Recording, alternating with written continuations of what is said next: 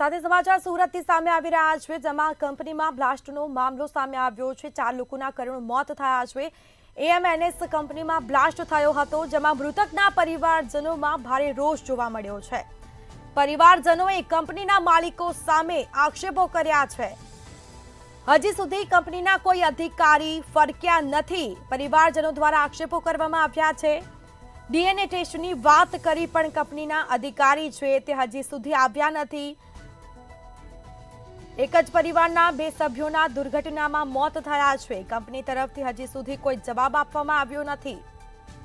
તો આગની જે ઘટના બની હતી અને તેમાં 4 લોકોએ પોતાનો જીવ ગુમાવ્યો છે। પોલીસ પણ ફરિયાદ નથી લેતી તેવા પરિવારોએ આક્ષેપ કર્યા છે। તો સુરતમાં એએમએનએસ કંપનીમાં આગનો મામલો સામે આવ્યો છે।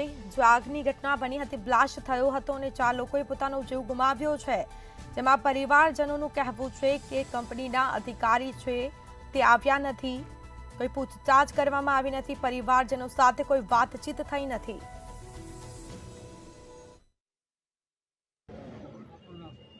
મારું નામ ગોપાલભાઈ છે।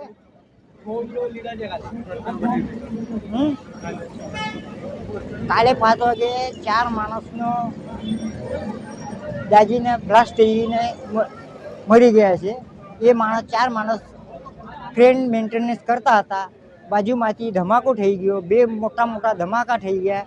એમાં એ માણસ દાજીને મરી ગયેલા છે। અમે કંપની તરફથી કોઈ જાણ નહીં થઈ ગઈ છે, પણ ઘરે ડ્યુટીનો ટાઈમ પૂરો થઈ ગયો, ઘરે નહીં આવ્યા હતા। ઘરવાળા ચિંતામાં આવી ગયા, કોન્ટેક કરવાની કોશિશ કરી, કોઈ કોન્ટેક થઈ નહીં ગયો। જાતે અમે કંપનીમાં ગયા, કંપનીમાંથી બહારથી જ ખબર પડી કે ભાઈ આવું થઈ ગયું છે। કોનું થઈ ગયું એ કંઈ ખબર નહીં, કે આ સિવિલમાં લઈ ગયેલા છે। અમે સિવિલમાં આવ્યા, સિવિલમાં બી કોઈ પૂછવામાં આવ્યો તો પણ કોઈ કહેતા નહીં હતા। એમ્બ્યુલન્સમાં ચારના બોડી ડેડ પડેલા હતા।